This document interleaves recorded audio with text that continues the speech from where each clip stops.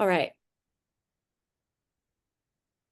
All right, welcome back again, Dr. Molly. You're a third-time guest, which I was thinking back, and I think you are the only other person other than our dad that has been on the show 3 times. Oh So my God, I feel so honored. You guys are amazing. And I crazy. feel, it's been hard to schedule with you guys because I've had such an incredibly busy summer. Unfortunately, I didn't really get to take time off the summer, but I really appreciate you guys having me back and letting me reschedule with you like 3 times.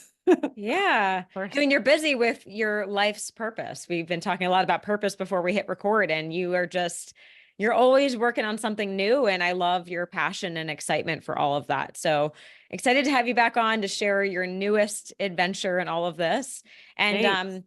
for anyone that maybe missed those previous episodes, we will link to those in the show notes. But just a quick recap. So in 2021, we talked a little bit about overcoming sexual trauma with psychedelics. That was a huge topic. And then in 2023, we had you back on to talk about a lot of with your new book. We said reigniting your spark factor. So it was a really great episode for a female approach to biohacking and supporting our energy overall. So definitely go back and check those out. But today, oh gosh, I don't want to give too much away. Maybe I'll just let you kind of kick us off. What we were talking about before we hit record with your 3 pillars and kind of how you Sure. are approaching this next chapter of your journey. Yeah. So for the last decade, I've been trying to understand what is health from a first principles perspective. Like, what does it mean to be healthy? And initially I thought there was this idea of like, the World Health Organization's definition was like the complete absence of disease or infirmary. And then I realized, no, actually real health is the ability to be resilient and bounce back after you get hit with major stressors. That's actually health because you're kind of like a video game character in an actual game, right? And if you think about in video games, there's always like the energy bars. And every time they get hit with something, they lose their energy. And that was why, first and foremost, I was focused on the first pillar for the first decade of my career, which was energy metabolism, because I really came to the conclusion that what I was searching for in medical school and residency was an understanding of why were people developing, like why were 80% of the diseases I saw in the hospital preventable? Like that was what it was like really challenging to me. I was like, why are there so many preventable diseases? And it led me to understanding the role of exercise, nutrition, sleep, stress, environment, toxins, gut health, all of these things through the lens of metabolic health, through the lens of energy metabolism. Because if you really want to understand the body, you have to think about first principles. You have to think about the biological imperative, right? So our biology is really here to survive and reproduce, and then to also exist and have a function in the world, right? So all organisms in the world have function. So that's what led me to understanding, okay, it's if part of the biological imperative is survival, we need energy to survive. We need substrates, we need food. And we need to actually maintain the integrity of the structure with energy. And that's why blood sugar metabolism and blood sugar monitoring and wearable technology became something I was so passionate about. But when I was teaching at Stanford and I was studying Helen Fisher's work, that's when I realized this role of human love in longevity. And it's really the connection of our energy to others that plays a huge role in either whether our energy levels rise or they fall. People will either give you energy and lift you up and build you up, or they will drain your energy and wear you down. And I've seen this in my practice and all these cases where people actually were doing quite a lot right with their metabolism. There was something going on that I was missing, and it was the relationships. And it was either the current relationships or past traumas that were still dysregulating the nervous system. And I realized that our nervous systems are constantly interacting with everyone around us. And, loneliness is now we know worse for your health than smoking, drinking, sedentary behavior, and obesity. So I was like, wow, I really need to build something in the space of human connection. And that's where the company Adamo came along. And the last pillar I'll just briefly discuss, which is energy direction. So as I briefly mentioned, if you look at all of nature, if you look at every cell, every single organelle in each cell, every single tissue, every single organ system, every single person, everyone usually has a function. Like every little tiny part of ourselves has a function. It has a reason for existence. And so I believe we have to have a reason for being. Otherwise, we become, at risk for diseases of despair.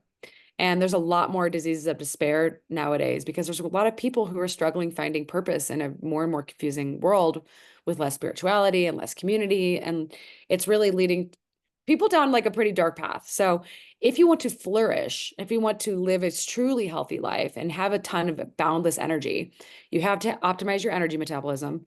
You have to optimize and basically deal with insulin resistance because like 88% of the country is metabolically unhealthy. Then you have to have healthy relationships.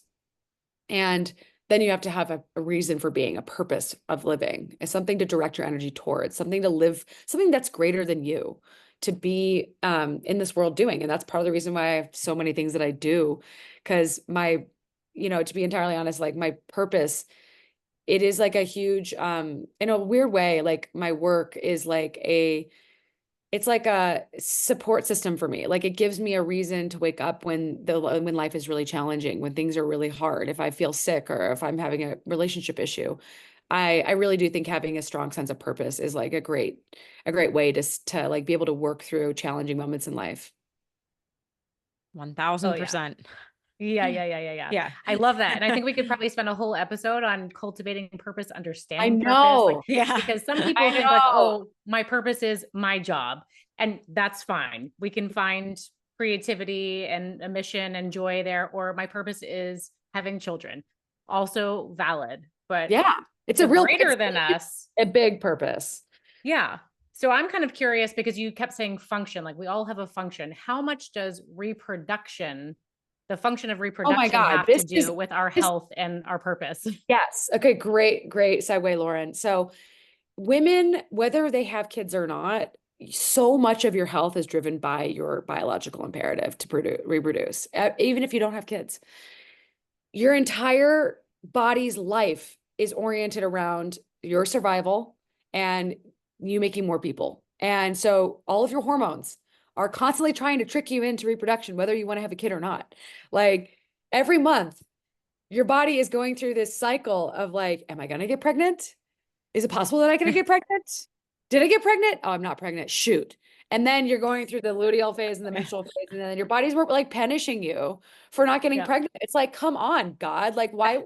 But it's like almost this weird thing, right? Where it's like our bodies are so motivated to see us make more people. And, why that is the case, I don't really totally understand, but I think it's fascinating because it actually dictates a lot of how we feel. And also, as we get older as women, as our fertility starts to decline, as our ovarian aging starts to decline, our health can be massively challenged. And I just started digging really deep into perimenopause and ovarian aging because I'm 40, but I feel like I'm 30, but I know that I'm 40. And I also know that I've got clients coming to me with perimenopause, and I know that that's going to eventually be me. And so instead of, this is the thing about biohacking that I love. It's like, instead of being like afraid of the future, biohacking gives you the opportunity to be like, oh, I might be able to have some say in my future. And that's the thing that I really get excited about is like, women are now going to experience like what we just saw in fertility. I think we're going to see in menopause in the next decade in terms of innovations around improving the quality of women's life through perimenopause and menopause. And this is why I believe this is going to happen. Two reasons. One is there are more and more women 40 plus that are high earners.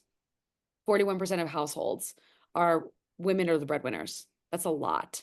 And there's a huge amount of wealth transfer going to be happening from men to women in the next 2 decades because men passing away that are wealthy, that are going to that are going to be, and a lot of women are going to inherit money. So we're going to see a huge amount of investment into women's health in the next decade. And what we saw happen to fertility is going to happen to menopause. And it's totally possible in this lifetime that we could see menopause delayed 10 to 20 years through new technologies like this company called Okiva. They basically figured out that there's this thing called Mullerian inhibiting substance, and it plays a role in controlling the output of our ovaries. And so what they believe is that if they can slow down the output of eggs over time, intentionally, it's possible that they can extend the life of the ovary. Because right now what happens is we start running out of eggs. And as we start running out of eggs, we start losing hormones because our eggs are a huge supplier of our hormones, our estrogen and progesterone. And it's all in service of ovulation and reproduction. So as we start to, what you see when women are going through perimenopause is their FSH levels start to rise because they're not getting so many hormones coming out of the ovaries. So they're not getting that negative feedback. And so the FSH says, oh, I got to push out more FSH. The hypothalamus says, I got to send more FSH out of the pituitary to the gonads to make more hormones to come out.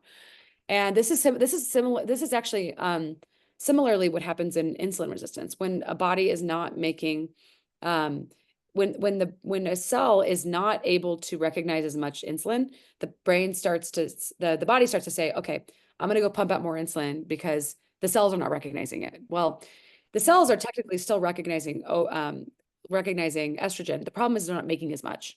And so then that sends a signal to the brain to send more FSH out. So FSH starts to rise. And then you also see AMH levels start to decline. And this is the anti-Müllerian hormone. And so you can start, and then you also start to see estrogen levels decline over time. And then what you typically see in perimenopause is a fluctuation of estrogen and progesterone. Some months you're going to have high estrogen. Some months you're going to have low estrogen. Some months you're going to have normal progesterone. Some months you're going to have low progesterone. The cool thing is there's companies like Myra and OVA that are providing home hormone tests. So you can actually start to really track your perimenopausal symptoms. And I think that it's going to become far more commonplace in the next decade to see women go on ultra low dose hormone replacement therapy in their 40s as a result of just wanting to alleviate the symptoms of perimenopause, because you start seeing bone density decline, you start seeing brain fog, you start seeing mood swings, you start seeing metabolism changes. And frankly, it's not fair that like women have to age like this. Like it's not fair. And I think that, what we see women like J-Lo, right? She's taken extraordinary care of her body as she's gotten older. She's a great example of like, you can actually age extraordinarily well. Now she has the best therapist. She has the best coaches. She has the best nutritionist. She has probably a little bit of plastic surgery. But the point is that a little bit. I know she doesn't drink alcohol. And she doesn't do alcohol either. Although she has an alcohol brand, even so, I don't really think that was just, she has an alcohol brand. I don't really I didn't know that. I don't think she drinks. But I drink caffeine. I occasionally have a glass of wine. I actually feel like I'm pretty balanced in terms of my lifestyle, and I've certainly had my share of fun in this lifetime. But I do think that women, like right now, we have to also expect that there's going to be changes to our sexuality as we get older. And one of the biggest challenges I see in women who are hitting 40 plus is they've got kids, they have declining hormones. They're like, I'm exhausted all the time. Where's my libido? What am I supposed to do about sex? And even a doctor that I spoke to recently, she's got a really successful practice. She was just saying, I kind of feel like this is unfortunately like just what happens to you when you hit your 40s. And I'm like, I don't know if I want to believe that. Like, we thought that getting older was just about like, you just get old. When you hit 40, you're going to look old. I thought I was going to look like old at 40. I did not know. I've had no plastic surgery. I've had a little Botox. I don't feel like I look my age. And I think it's because I spent over 2 decades. Actually my 20s were terribly unhealthy. It was really just the last decade that I just committed to consistent health optimization. So I've been told by a lot of people, oh yeah, sex is just supposed to get worse as you get older with your partner. You get used to them. It's just not going to be as good anymore. And I'm like, I don't want to believe that, because I know people who've been in decade-long 15-year marriages, and they're still having the best sex of their lives. So the difference between resignation and great aging and great sex is a choice of whether to actually invest in it or not. So there's only so many hours in the day, right? Like we only have so much time that we can commit to doing new things. I have like a whole entire Word document of online courses I have not finished. So like, I completely understand the people out there, like, where am I going to find the time to work on my sex life? But if you can work, I was not like super fit in my early 30s. I didn't exercise enough. My sister was like, you're trying to have a health optimization practice and you don't even exercise. And I was like, Thanks, sis. she's right. She was right. The truth hurts. And you know what? I was grateful to that because she got my butt moving, and I started Mm. doing kettlebells, and then I started doing Beachbody on demand. I did the weight Oh, training program. yeah. I did it, and I got in really good shape on it. And then I started going to the gym, and then I had a boyfriend that trained me how to do weight training. And like, I slowly over a decade have become quite strong and resilient, and frankly, pretty fit and pretty metabolically flexible. And that was through steady, consistent progress over time. But I would work on habits over time. I didn't try to like adopt a new dietary style, a new weight training program, a detox program, a gut health. I didn't do that all at once. I did things I did things one at a time until I mastered them. So, and by the way, have had to fix my gut like 4 times in the last decade. Like, it's my weak point of my body. So I'm constantly optimizing. And so when I thought about relationships and love, I was studying it and I was like, okay, human connection is a huge topic. I mean, this is like, it's like saying like, I want to learn how to be a trainer and realizing there's about 20 kinds of trainers you can choose from, right? Like, what are you trying to train for? What are you trying to optimize? Well, I looked at human connection and I was like, well, there's the sex drive. This is really the science of love. There's a sex drive, there's a romantic love drive, and there's a drive to attach. I'd already seen companies in the attachment space. I've already seen companies in the couples therapy space, but I hadn't seen companies in the sex space. And I was like, how come nobody's working on sex? There's like nobody working on sex. This is really strange. And I realized midway through this company that it's actually quite hard to market sex online because you kind of get relegated as porn, even if you are a. Oh. So Google and Meta will completely relegate you to pornography and shadow ban you. And my personal Instagram account did not experience almost any growth in the last 6 months as I have been focusing on sexuality as like a topic. So I learned the hard way. Hmm. Will get shadow banned. You will not get traction. You will not get the same kind of visibility. It sucks. Like, the world really doesn't want innovation in the sex space, sadly. But if you look at OnlyFans, it's like a multi-billion dollar company. I didn't want to be on OnlyFans. I didn't want that to be my life. Like, I'm not going to go do that. I wanted to be a clinical company. So I started Adamo because I wanted to help other women. Like, I didn't have a healthy sex life in my 20s. Like, I was pretty dissociated. I had a history of trauma. I didn't really understand intimacy. I was super hyper focused on becoming a doctor. And frankly, I was really disconnected from myself. And it wasn't until I discovered psychedelics and really good therapy that in my 30s, I was able to have this upward trajectory of improvements of my sexuality to the point where, to be entirely honest, it's almost embarrassing. Like, I can have like an hour-long orgasm now. And I didn't know that that was a possible thing for someone I was basically anorgasmic in my 20s. Like, I couldn't have an orgasm with a man. I could have an orgasm on my own, but I couldn't have one with a guy. So to go from so dysfunctional, like low arousal, sexual pain, lack of orgasm, like 3 different sexual dysfunctions in my 20s, to like having pretty much the best sex of my life as a 40-year-old, that didn't happen overnight, right? But it was literally in the last 3 years when I started working with these 2 sex therapists at my company, Aaron Michael and Saida Desolé, that I realized that, oh my God, I could optimize my sex life just like I can optimize my fitness. I can optimize my nutrition. And it was like this whole world opened up to me around sex. And I was like, maybe the reason why sex declines in so many people's marriages and lives is because it's not prioritized.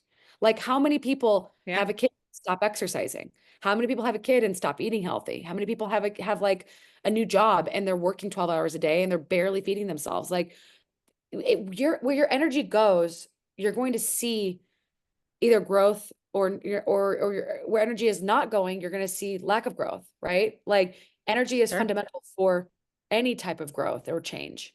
And that's literally the nature of human adaptation. We literally adapt to where we pour our energy. And so I was like, okay, I'm going to figure out sex, because I thought I had a great sex life when I started this company. And then I realized I still experienced quite a lot of sexual pain and I was just ignoring it. And this is when Aaron was like, you need to understand how to map what erotic mapping is. And I was like, what do you mean erotic mapping? He's like, you probably have no idea where in your pelvic floor you have numbness or pain. And I guarantee if you really sat with it, you'd be able to discover, oh yeah, that's the spot that doesn't feel good. Oh yeah, that's the spot that does feel good. We actually I had no real understanding of my own sexual anatomy.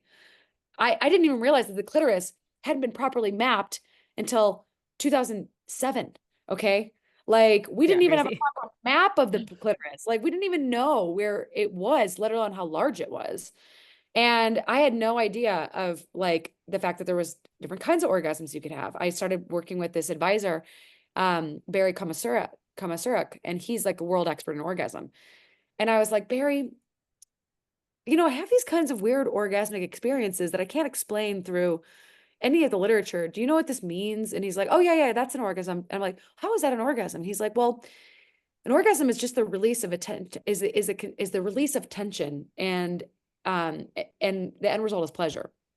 And I was like, Huh. oh, weird. So he's like, yeah, there's like 20 different kinds of orgasms, Molly. I'm like, what? And I'm like, how is it that sex is so poorly taught to us that I feel like if more women Yeah. knew that there was this huge orgasmic potential within you, you might prioritize it, right? Like it's just, I don't think we, Yeah. because a lot of us experience, frankly, painful, friction-based dry sex because a lot of men do not give us 20 full minutes of foreplay to get us fully aroused and engorged. And engorgement is like erectile tissue in the female body that is swelling.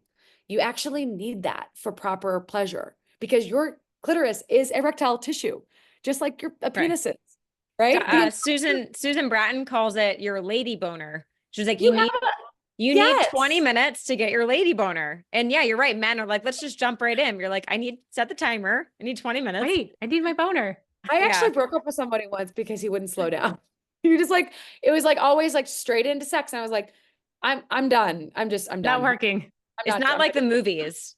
This isn't fun for me. I'm like not Yeah. enjoying this. Like this is And hurting. then if it's not fun, then you're not going to want it more, which leads Thank down to you. like a whole other spiral. But I also think like we grow up with like, don't talk about sex. It's Yep. like shameful. And then you see in That's how a lot of movies. men- Yeah, a lot of men Yeah. don't want to talk about sex. They feel emasculated when they talk about it. Yeah. You know? Yeah. But then you have men watching porn, getting this like unrealistic idea of what it should be. And then the women are in pain and not excited about it. So it's kind of this vicious cycle. And then, like you said, once you're married, then you have kids and then you're not prioritizing it. So I can see how it just spirals. And I will say, I've been married almost 14 years and Congrats. sorry if my mom and dad are listening. My sex life is better now than it was when we first met, which like, Yay. That's huge. it's huge, but I never would have thought that. You think like after you get married, like, oh, the sex is going to get boring. It's like, it's downhill from here because that's what you hear in the media, but like, no, it can actually get better. But I don't have kids. We don't have kids. So we do have more time to prioritize it. Sure. And we have. Sure. So yeah. Well, I mean, the thing is like, I do think that for new parents or sure, really for new couples, especially married couples, like one of the best investments you can make in your relationship is really working on your sex life because your relationship with your partner should be your primary focus. And then your kids should be your second focus. And this is the secret to a long-lasting marriage.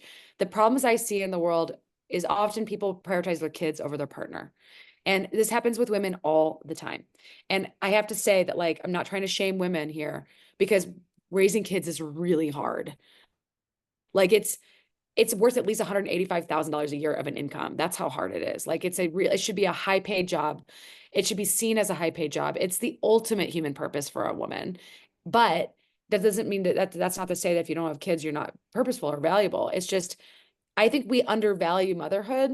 And I think we really undervalue how hard it is. But I also think that a lot of women don't see sex as like a stress reliever because they're not having great No. sex. You know, like for me, I feel like sex is the ultimate stress relief, but I also, like, I think I have invested a lot of time and effort into understanding what makes great sex. And so I'm having consistently good experiences. So it is a stress reliever for me.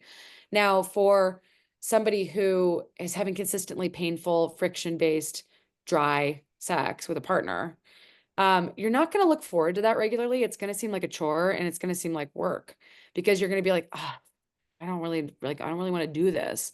And I think for all the men out there listening, like, or women out there listening, like, I think the reason why I'm so excited about my company Adamo is because I feel like with the therapists that I worked with, we cracked the code on making sex great for both people. So look, there's a time and a place for rough, animalistic, fun, like quickies, you know, there's a time and a place for that. Like the movie style sex scene, Yeah. but that's not what you Sure. want every time. Great sex, actually, a great sex life has a repertoire. So in my opinion, I like to think about sex like fitness.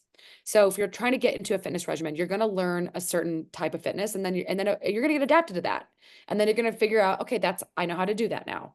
It's a little uncomfortable when you first start a weight training regimen. You're like, I don't really know how to do this. It's kind of uncomfortable. I'm sore. Like, what's going on? Like, oh, now I get it. Oh, the soreness is gone. Oh, I feel really strong. Oh my God, I look great. Like the whole process of a weight training journey starts with pain and discomfort, right?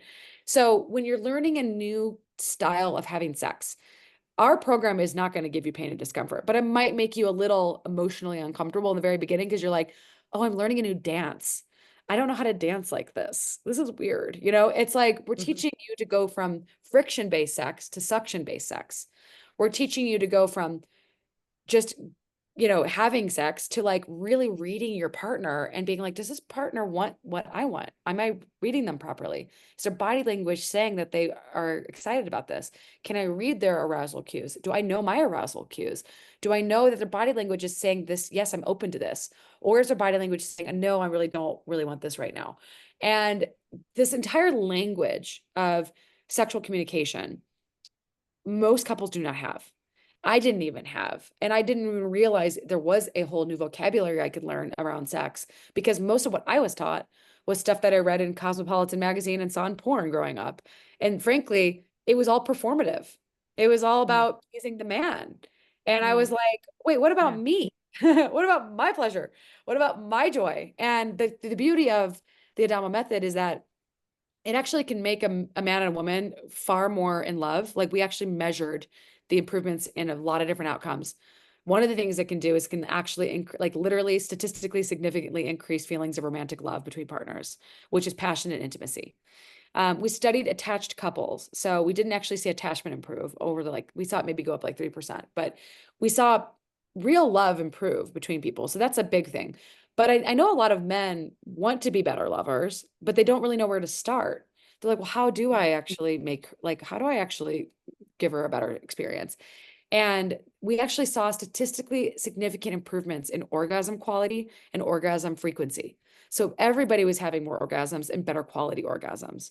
We saw statistically significant improvements in lasting time. So men who were only lasting 5 minutes were now lasting 15 minutes. Still not long enough because you still should have a bunch of foreplay, preferably. We didn't actually teach foreplay in our program, which regrettably, because you can't teach everything. We really wanted to focus on the thing that there was the most problems. And we think the most problems show up around penetration. And I just don't think that it's a topic that you really hear a lot about. And frankly, when you see penetration in videos on porn, it's frankly pretty often violent. It's often not like a slow, gradual, pleasurable process. It's actually just a shoving it in. And that's not pleasurable for women. That's just not. So we teach women how to actually engage their pelvic floor, how actually to bring a partner inside of them. Literally, the concept of suction sex was invented by Aaron Michael. And he discovered that he could teach women and men, if you're gay, how to use your pelvic floor to push it out and then to pull in a partner. So instead of having someone penetrate you kind of intensely, painfully, you can learn to slowly bring a partner inside of you in a way that's incredibly erotic and deeply pleasurable. And then once you actually have penetration, you can learn to maintain suction through hip movements instead of thrusting, instead of in and out thrusting movements. You do more up and down hip movements. So you're still doing thrusts, you're just doing it with your hips instead of your legs. And it's not the hardest thing to learn, but I've gone through this program at least 3 times now. And the funny thing is I'm still learning stuff. So it's like, I'm surprised at how much I can, there's so much information in this program that if you actually go through the whole thing, you're gonna be like, you know what? I probably should do this all over again because I feel like I need to relearn that thing and that thing and that thing.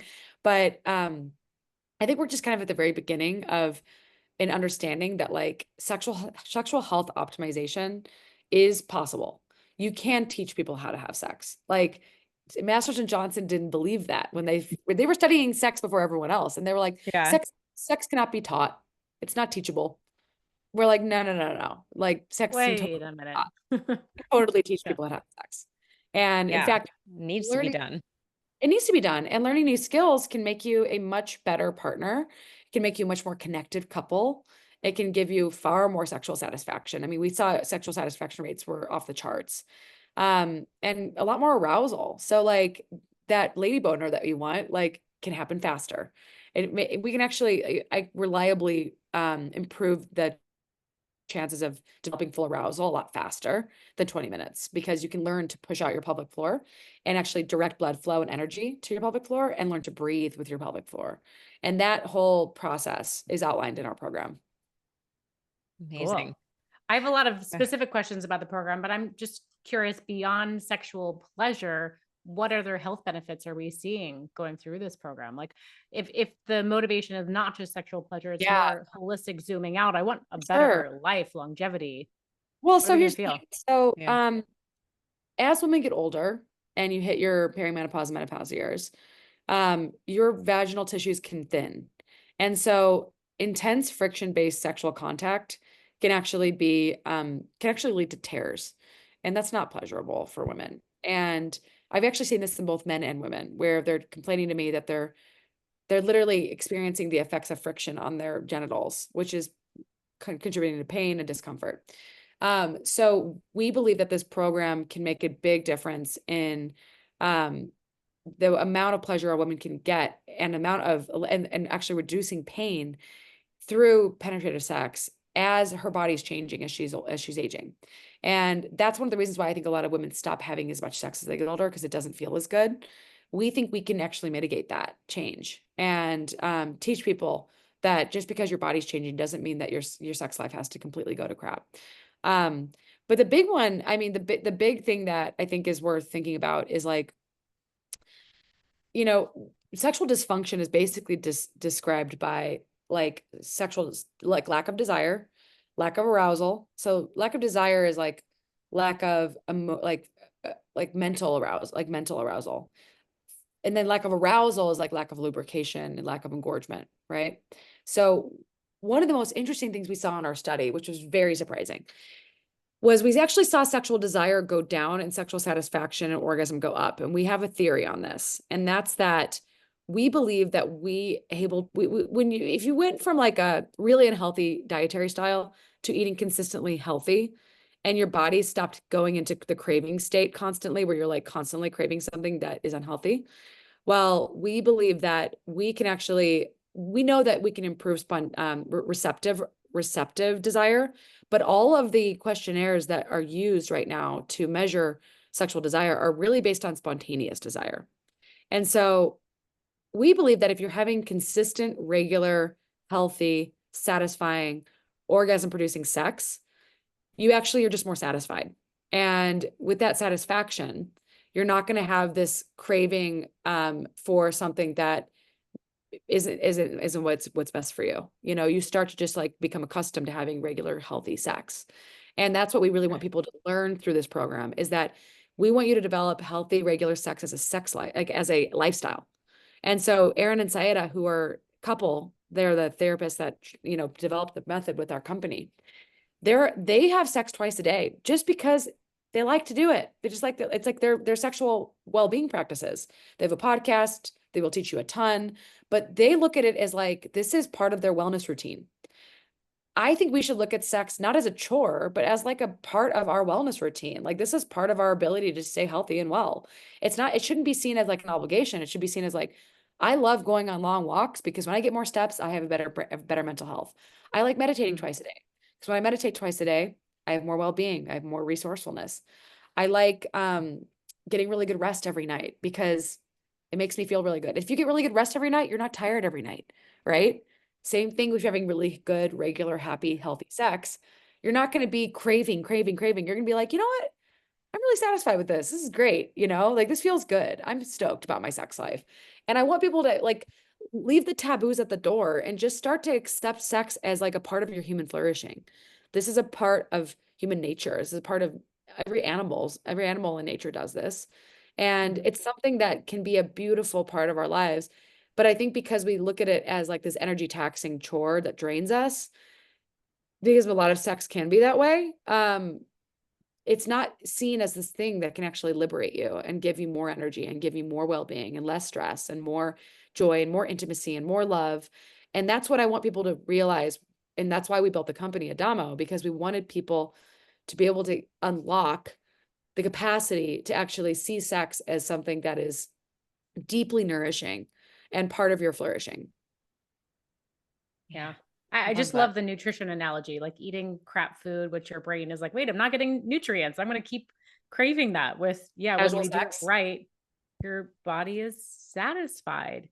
Yeah, makes so much sense. And that alone is a stress reliever because it's like the cues are in sync there.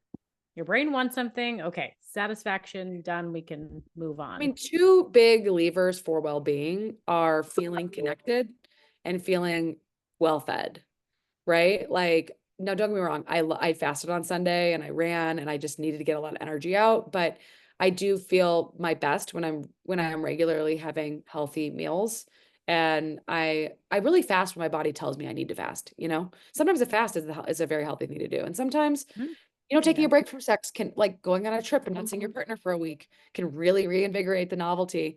You're like, oh my God, I really miss them, But I do think that, like, in general, the healthiest thing you can do for your nervous system is to have regular physical connection with a partner that you trust.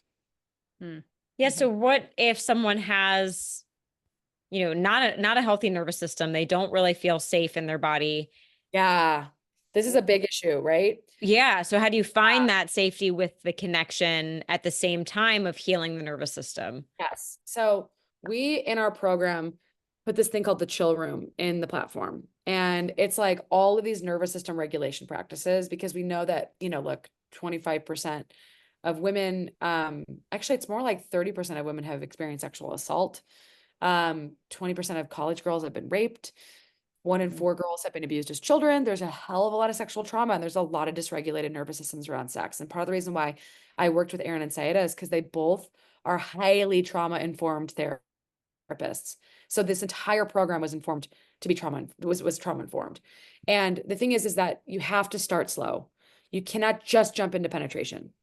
This program is designed to actually start first with psychological, sexual well-being. So you need to develop an understanding of your erotic mind, your erotic individuation. What is your sense of what turns you on? And then where are you at in this point of your life? And what is erotically charging you up? Like, what is giving you this sense of, like, this is what makes me really turned on? So that's one piece. And then also there's a huge amount of stuff in this program around sexual sovereignty and learning how to embody consent.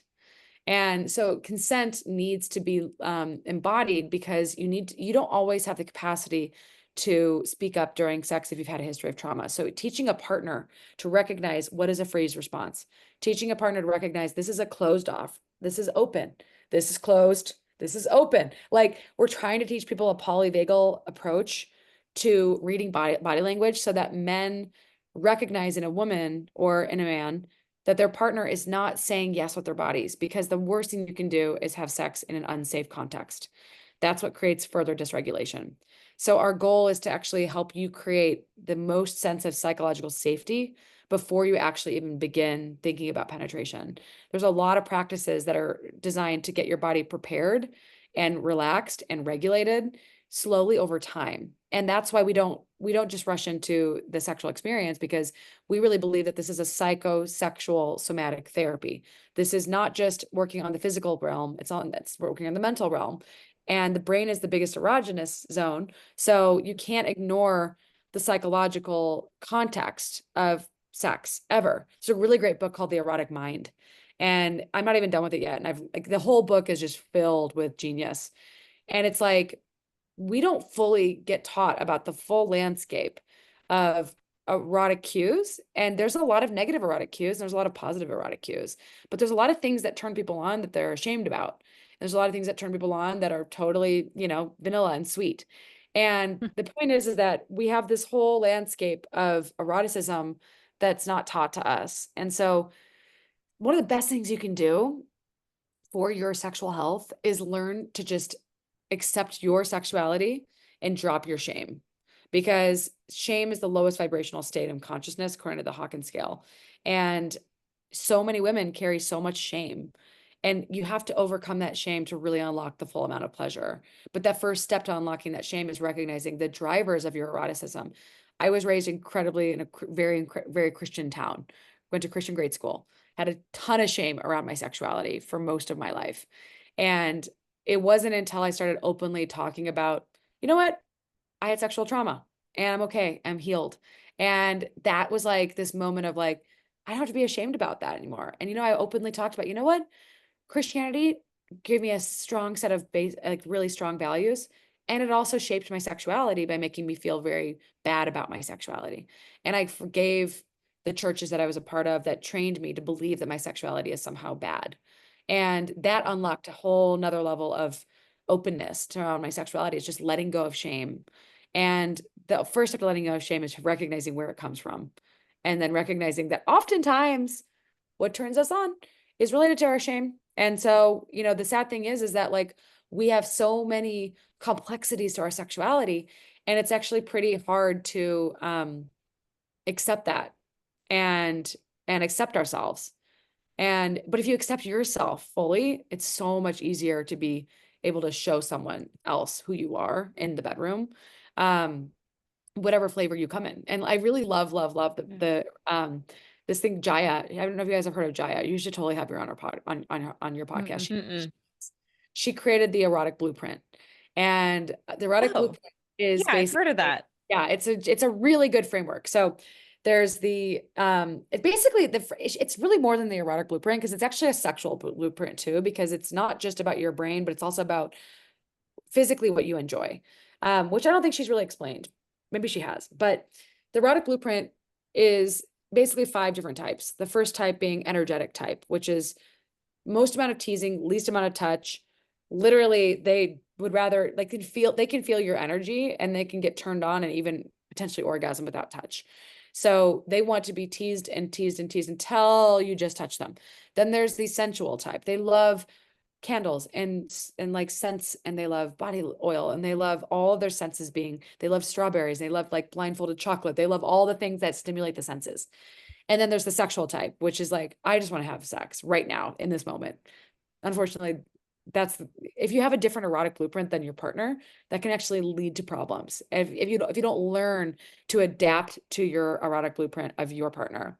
Then there's the kink, which is kinky is the most amount of physical intensity and the most amount of power play. And then there's the shapeshifter, which is kind of goes within, can enjoy all types. And usually the shapeshifter will lean one way, or like they'll have one that's that's like their biggest, but they'll be able to enjoy the other types.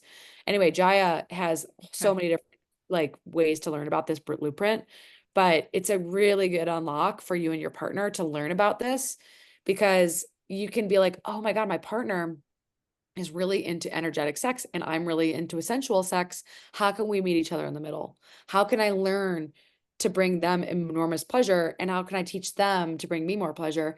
And then you can have like an even bigger landscape of what's possible. It's again a lot like the fitness analogy or the dietary style. It's like, okay, my partner is a vegetarian and I'm more of a Mediterranean diet. Where can we meet in the middle with meal prep? Like we both like these foods. Cool. So like I'll make myself some meat, they'll focus on the veggies, and then we can like, that's the kind of compromise you have to think about when it comes to differences and compatibility when it comes to sexuality, because it's rare to find someone who's perfectly, totally compatible. I'm thinking it's a lot like the love languages. It is. I was thinking that too. Honoring like the other, but creating space to give, receive. Exactly. I mean, Yeah. I really feel like everyone, even if you're just dating and listening to this and you're not in a partnership, like ask your potential love interest, hey, what is your erotic blueprint? Go to fill out this questionnaire. Ask them, what is your love language? Like you can learn a lot about a person before you have sex with them to find out if you are compatible or not. And I think the thing that we have to remember about sex with early dating and relationships is like sex turns on the love hormones. Like the point of sex is to actually bring you to fall in love with someone. So I just want to like explain this to people, like casual sex doesn't come with the payoff of love. which is why it feels like it feels like processed food, you know? It's not like that gourmet meal that you're like, oh God, this is so good. We cooked this beautiful meal together. This is such a gorgeous meal that we made with so much intention. Then there's like McDonald's, right? Like I'm trying to encourage Yeah. people to move away from the casual encounters and to move away from um, seeing sex as this like disposable thing, right? It's like sex is like a deeply sacred experience that doesn't that can truly, truly make or break your life. Like it can really be a huge, huge unlock for intimacy, or it can lead to the end of a marriage. And I've seen, I mean, two of the big reasons why people get divorced is lack of sex and money problems. These are two Doesn't of the, surprise me at all. Mm-mm. I mean, Yeah. these are both linked to our biological imperative to survive and reproduce, right? So money is deeply tied to our survival, and sex is deeply tied to our sense of well-being and our sense of like connection. So yeah, I feel like it's really an important part of life, and we don't have to be so afraid of it. It's not scary. It's actually really, it can be really loving and really sweet and really beautiful, and also really, really sensual and pleasurable. Mm. Yeah. Yeah, Yeah. but I think we need the education, the resources, and the support around it. So I'm curious, Yeah. going through this program, I'm assuming you recommend for if you are in partnership to go through this with your partner. Yes. So we recommend you doing this with your partner. We do know that like I did this as a single and it did help me a lot. So I do think you can get value out of it, even if you're not in a partnership, especially to prepare for partnership. There's a lot of Mhm. great education, but a lot of the practices are designed for partners. And as far as I know, this is one of the few programs that exists for couples in the world, which is pretty cool. But Yeah. I would also say that, if you are really struggling with real sexual dysfunction, you would best do this program alongside a sex therapist and a couples therapist. And we're actually recruiting sex therapists and couples therapists to be available to people. You can do this totally evergreen with your partner, totally self-guided, but you get the most results if you stay accountable to each other and you actually finish the entire program. Most of our clinical study results were literally from people who finished the program. Yeah, Okay. makes Okay. sense. That's good to know. So it's really for anyone, singles, couples. But I would say that the committed couples that are in their 40s, that have already been married for a few years, that are maybe losing, or maybe a new couple, and you're just like, I want to have a great sex life in the beginning of this marriage. Like, I Yeah. do think that the primary target market is definitely for people in relationship because, Okay. we've studied it in couples. So we can't guarantee the same study outcomes because they were like the study was literally on committed couples. But I have done the program as a single multiple times and in relationship, and I got different benefits from it from different experiences. Okay. I wish I had done this when I like first got married. I feel like Well, we'd love to have you as an really, affiliate. And so, yeah. I mean, I don't know. I'll talk to my husband. Maybe we can learn more through the program. yeah, totally. It's like, it's never ending. I keep kind of quoting Susan Bratton. I think she's 60, 65. Yeah. And she's like, I'm learning new things every day. So I'm like, okay, it's really never ending when it comes to this. And, um, yeah, I will say I used to feel like I needed like an alcoholic drink to have sex. It was like the only way that I like felt like confident and comfortable, and to like not feel like I need that is huge. But Mhm. um anyways, love what you're doing. Love what you're doing. I think this should be like the next pillar of biohacking for everyone. I think we're talking a lot about community and connection, but like this is the next level of that. So really Totally. appreciate what you're bringing to the world. Can you share with everyone where people can learn more about it, follow Yes. you? Follow me at drmolly.co or at Living Adamo on Instagram, and then livingadamo.com and drmolly.co. Great. All Love right. it. Thank you so much. I'm so excited to Thank dig you so into this because, much. as Renee Thank you. said, connection is a huge part of life. And this is like a deep dive on connection. And if we can feel safer and like safely more vulnerable and look at our shame and then feel pleasure, we can show up in the world as a better human. Right. Awesome. Yes. Yeah. Yeah. Thank you All so right. much, guys. Thank you. Yeah. One final question for you though, before we let you run. As you've been asked twice before, can you leave our audience with one piece of advice, something they should start doing today to optimize their health? I would schedule playtime with your partner if you're in a relationship. I would really try to, I think I would take the program. I mean, like the thing is like I would really learn suction sex. Like I would learn how to have sex differently than you've been having it. I would learn a bigger repertoire of sexual pleasure. Because I think that sex can be kind of boring if you don't mix it up a little bit. If it's the same kind of experience over and over again, you're not going to be as interested. It's like having the same meal every day. So how can you make it different? Yeah. Well, you learn new skills and you employ those new skills. And every time you learn a new skill, you bring that novelty back into your relationship. And novelty is like the secret to lasting passion. So that's what I would recommend. Awesome. Yeah, I love I all the love that. analogies. I know. It Analogies. makes me think so much because I have so many clients. We've all heard this. Like I eat the same Yeah. thing every single day because it's too much work to try to change it up and learn something Totally. new. But if you can dip your toe in that water, what benefits? Like what can we open ourselves up to? So I think it is like a little bit of commitment for a lot of return. So Yeah. thank Well, you we for would what love, you're doing. love. If you do coaching, we'd love for you to be prescribers and affiliates at some point. We're finishing our prescribers course. And so we want to be able to train up as many coaches, therapists, doctors, and sex therapists as we can, because we really think that we need to get this out into the world. So thanks. Yeah, I would love to. Yes, we're happy Definitely. to share and help it to soar. So Perfect. thank you so much for hanging out with us today. It was so good to see you for the third time. Yes. All right, have a great day. Bye, guys. All right. Bye. And thanks to everyone that tuned in today. We will see you next time.